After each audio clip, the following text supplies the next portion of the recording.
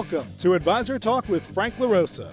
Brought to you by Elite Consulting Partners, it's the only podcast offering unfiltered guidance and direct advice for all things concerning financial advisors, RIAs, and the practitioners in the wealth management business.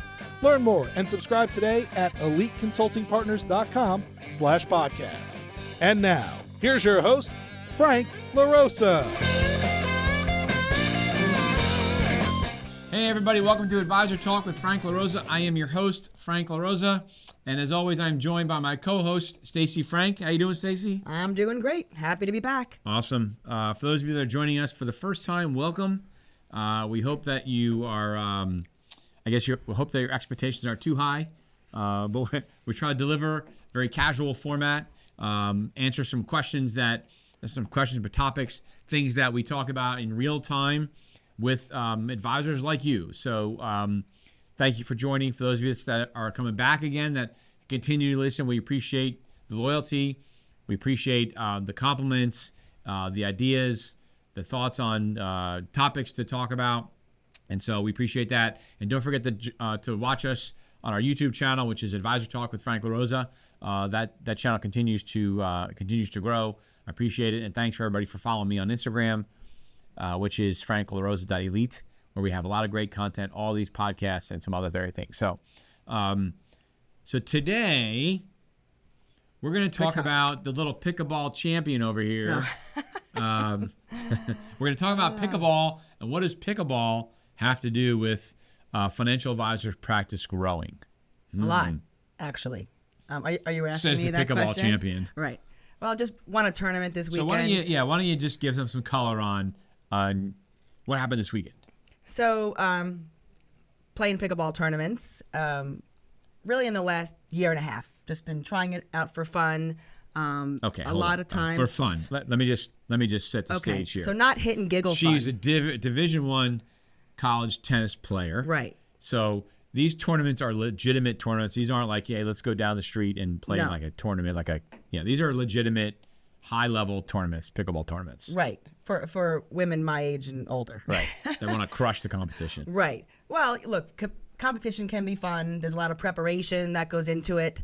Sometimes leaving the office a little earlier to get in those extra reps, which is important. So it's doing those little things. Any sport or any, in hunting, I'm sure you have to do the little things that make a difference in your success. Same thing for pickleball, and same thing to really any financial advisor practice. Do the little things that make you better. It's a game of millimeters, not just a game of inches. Right. But so won a great tournament this weekend. It was for a great cause. That's what many of these are becoming these days, which is even more exciting. This one was for the VEMF Foundation, which is awareness for childhood drowning. I mean, who knew that even existed? So pickleball is bringing to the forefront of charities giving back to organizations that I never even knew existed. So there's a lot that goes into it, and the competition, and of course the winning when we get a chance to. But winners win. Winners win. So your question is. So really, you won your tournament this week. Yeah. Right. But you had not won a tournament. No. You continued to come up short in several of your tournaments. And what I want to talk about is what you did that, in my opinion, from what you told me, allowed you to actually change things up and win the tournament. Yeah. Look, sometimes it's a synergy that you have with your partner. I actually have a few partners that I play with, which they're all great. But sometimes just mixing it up and making a slight change can maybe make all the difference in the world. It's no disrespect to the people that I play with. Just sometimes making that small change can have an incremental an exponential. Exponential difference in how you play and your winning capabilities. So, this time it worked. Right. And I think it's the same thing with financial advisors. Right, and you knew your previous partner, and you're still partners with her with other things, right? Oh, for sure. But in certain tournaments now, I'm sure if you want to win, you're going to probably go back to that well, right? Well, we have to evaluate. But your previous partner, you had been friends with for a long time. Oh, God, yeah. Yeah, and we plan to keep playing and having great success together. But, again, I think the message here is just making sometimes a small change or mixing it up and keeping it fresh. Well, changing partners is a big change. I wouldn't say it's a huge change. Yeah, I mean, a small change is like changing your paddle, right, or whatever, or shot selection. Changing your partner is a big deal. Yeah, because there has to be personality synergies. There has to be a chemistry. There has to be communication that you have to learn. Court awareness in pickleball or tennis or any court sport. You have to have awareness and strategy,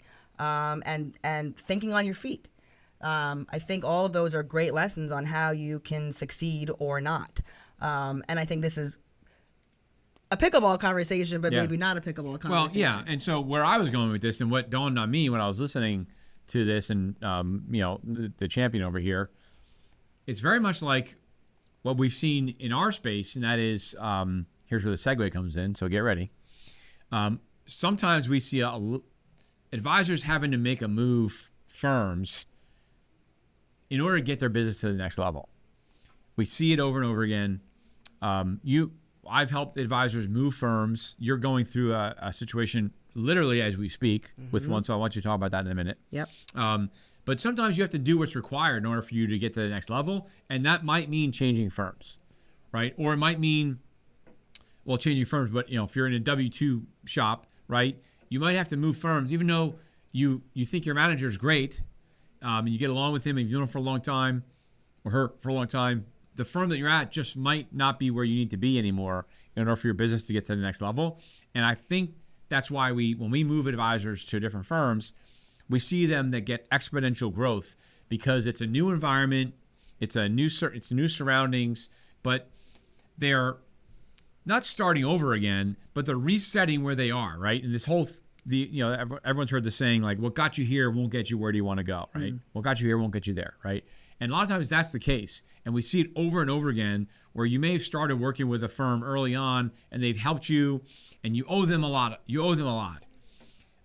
But you also owe your clients and your family and your team a lot as well.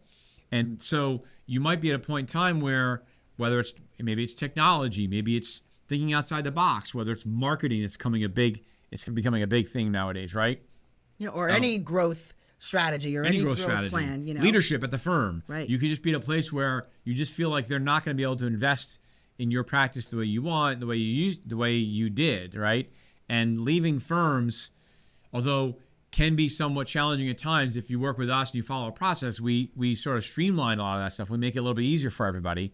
Sometimes that's what's required in order for you to get to the next level. And that's really where this came in when Stacey told me that she changed partners.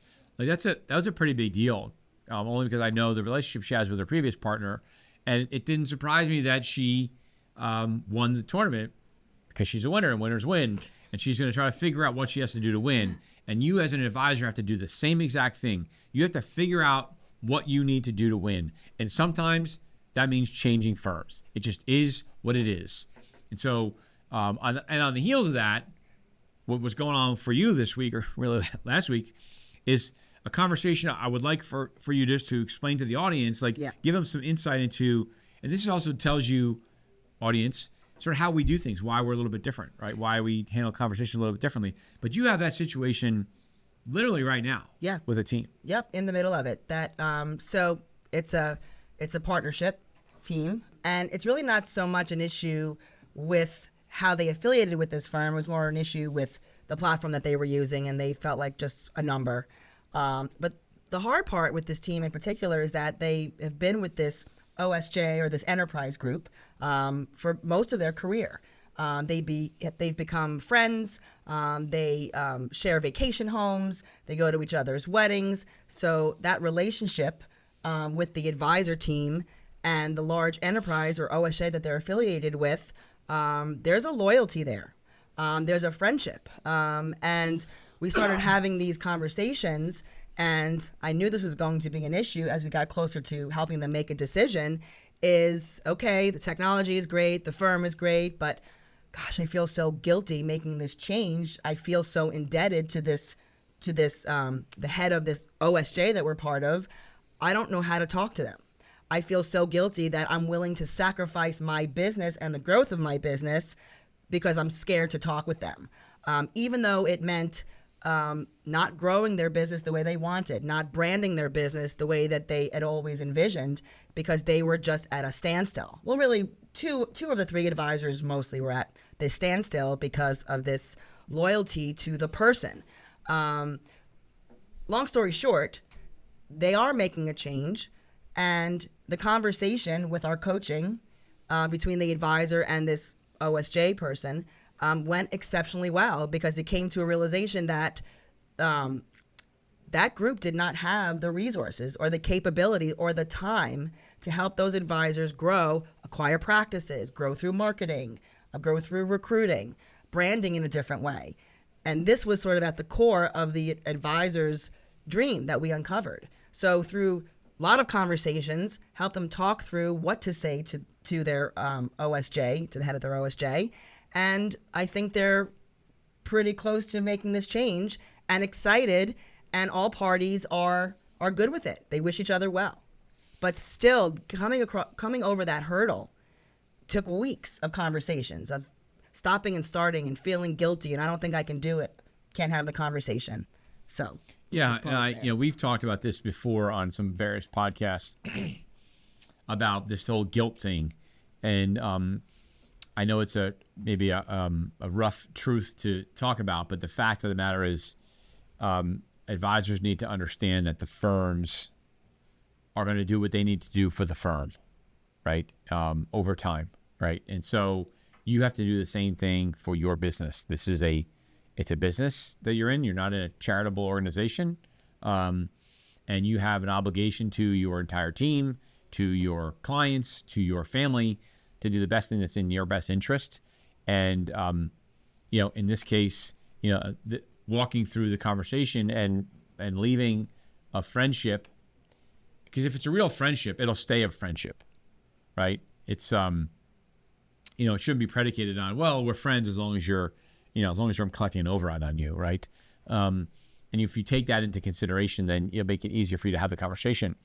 But it really gets down to, we had this another situation where we actually had to play the sort of the breakup, the breakup group, and help these two partners break up, because the one partner wanted to go on his own or go do what he was going to do, and the other partner really didn't want to.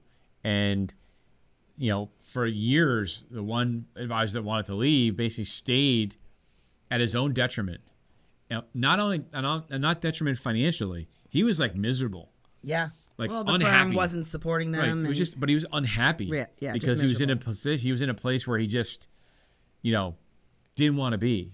And so we were able to walk through that with both parties, and we were able to help them sort of split up. For me, I guess the experience that I have as a former branch manager and complex director, I've had this experience. I've had to work through talking with teams on splitting up, right, and pulling apart teams, and doing it in a way that, everyone still sort of stayed friendly, not friends necessarily, but friendly.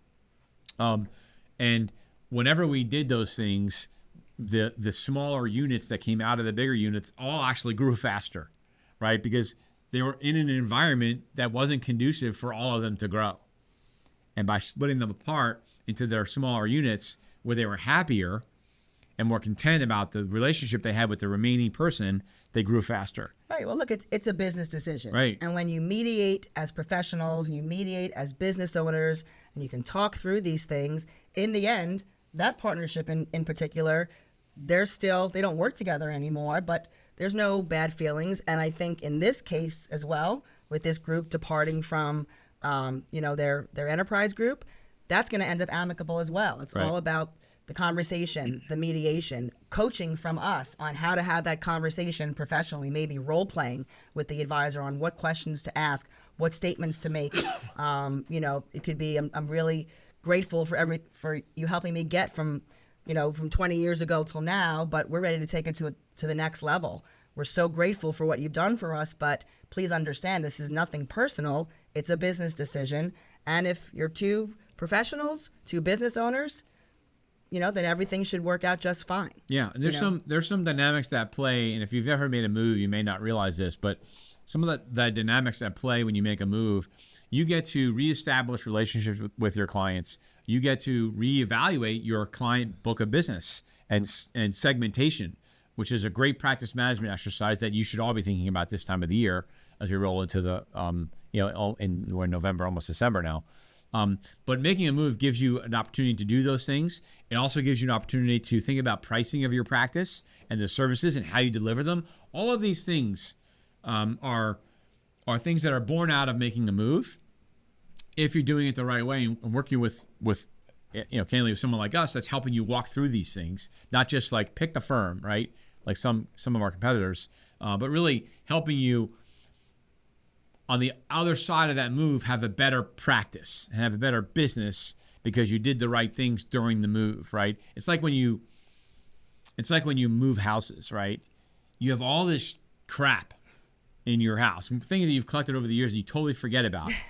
An advisory practice is like that to a degree where you have all these clients that maybe you don't really want anymore, right? You clean house and then you make your move and you have a better business and a better house on the other side. If you're in an environment where it's not the greatest, your attitude changes.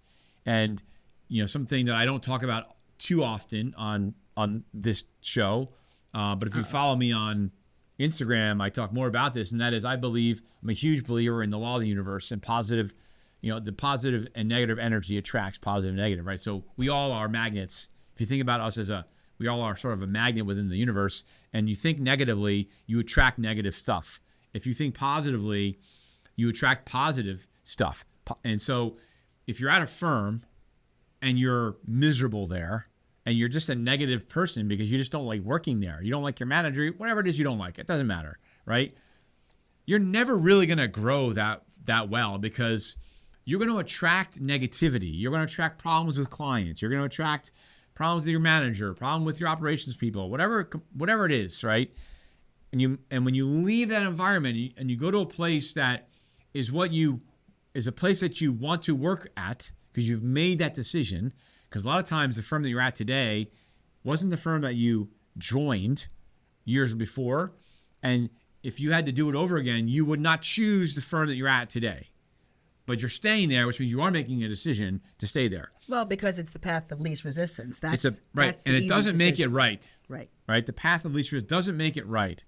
And what we're trying to tell you is sometimes you have to make the tough decision and you have to move firms to put yourself in a better place where you're going to have a better situation, you're going to feel better, you're going to have your better positive attitude, and it'll attract more positive energy.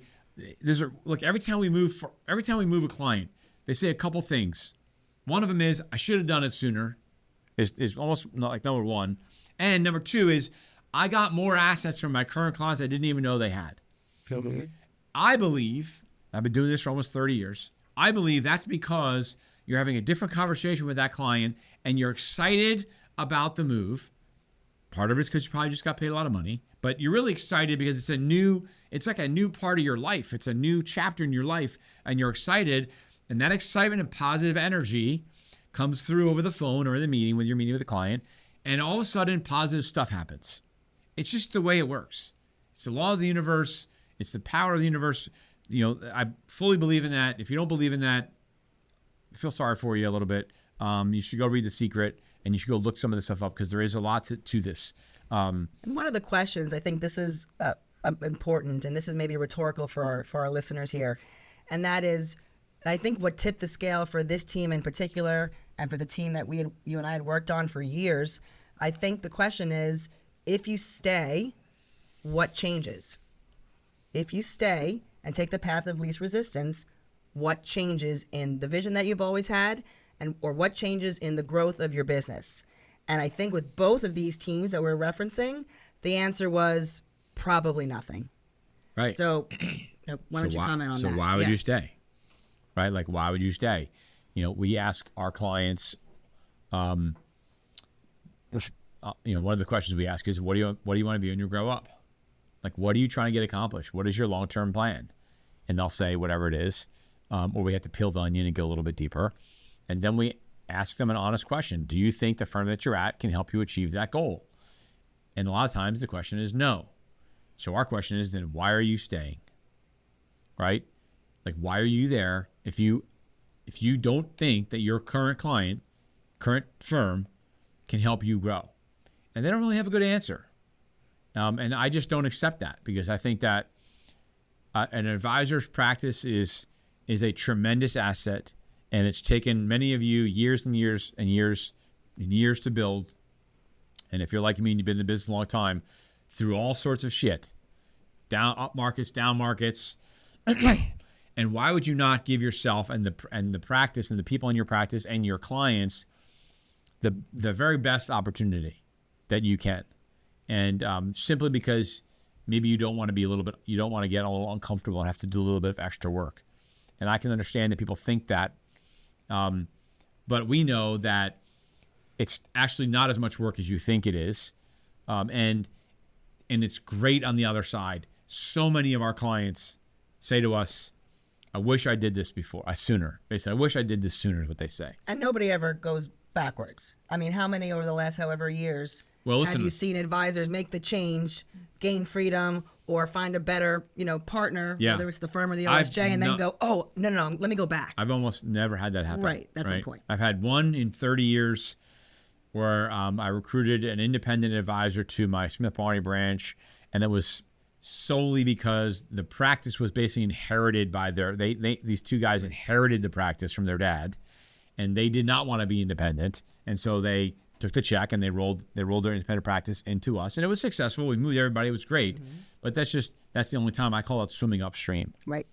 They swim upstream, and so I just don't see that. One of the things that we're really proud of, and it's sort of like one of our, I don't know if you want to call it like it's not really a guarantee, but our promises, our brand promises, is that the number we have very few clients that we've moved to different firms that have then since moved again.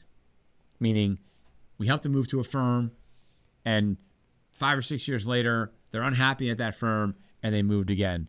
And to us, and to me, that means a lot. That means that that's the best compliment, right? Because we're doing the right thing.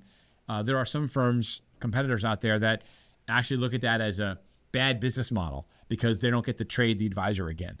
My philosophy is it's a great business model because we know that we do the right thing for our clients, and I can give somebody a phone number, name a number of someone that we've worked with before, and I know that they're going to have great things to say because they're probably still at the firm that we moved them to years and years ago. Like, I can literally probably count on one hand over the last 13 years, and I probably less than 5 that have actually moved firms, meaning moved firms deliberately. It may have been sold so that they're a different firm because that firm got bought out, right? But they still stayed at the firm that bought them out. And so to me, that's like, I don't know if we call that a brand promise or what, but that's, so that's what we're most proud of. And so my point is, if you want to grow your practice, don't stay at the firm just because you think it's easier, it's less friction, even though the firm is not going to help you grow, or stay at the firm because you don't want to have a difficult conversation. Yeah, don't make it a personal decision. It's a business decision. And you're going through a very methodical process to get there with our help, with the help of a consultant, so that you don't have to do it again, and so that you can communicate to your clients and to the firm you're leaving or the OSJ you're leaving in this case. Right. We'll help you do it the right way. Yeah. Period. The end. Look, winners win. Winners win. Yeah, winners win. And if you're a winner, which I know you are, you have to winners make tough decisions for the good of their team. And that team is, again, your team, your clients, and your family. And so we'd love to help you with that. Make those right choices. I'm not saying you're going to be a pickleball champion like Stacey over here is. Well, I could give some lessons. But you can give some virtual lessons. Right. Give some virtual lessons. Right. We hope this resonates with you. It's not going to be for everybody, but if there's somebody out there that's listening to this and it helps get through and makes you feel a little bit more comfortable that having a tough conversation is not the end of the world.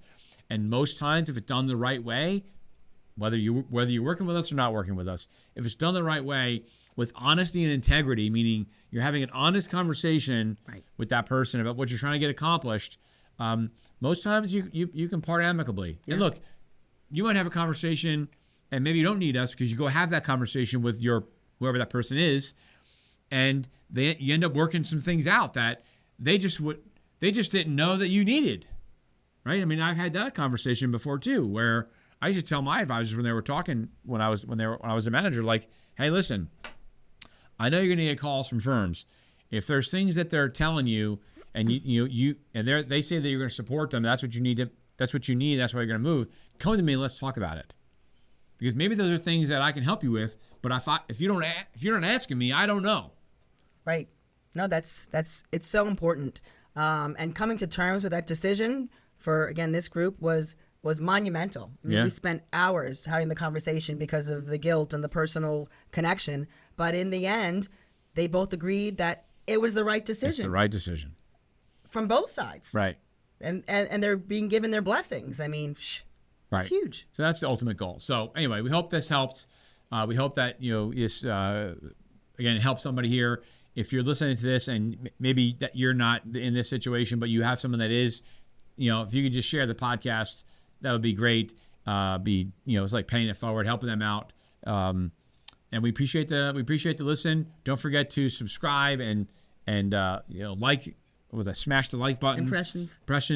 Follow me on Instagram, which is franklarosa.elite. Follow us on LinkedIn. We get a lot of information. We try to do these podcasts as best we can to put out real content. This isn't about bringing on advisors and talking about why they're great at what they do. This is what we think that the industry needs and what we think that people need to learn about and talk about that perhaps you're not hearing where you are. And so we hope this helps, and share it if you can, and we'll see you next time. Thanks a lot. Thanks for listening. Thanks for listening to Advisor Talk with Frank LaRosa. If you're looking for more advice or solutions on any topics in the financial services industry, or you just want to subscribe to our podcast, head on over to eliteconsultingpartners.com/podcasts.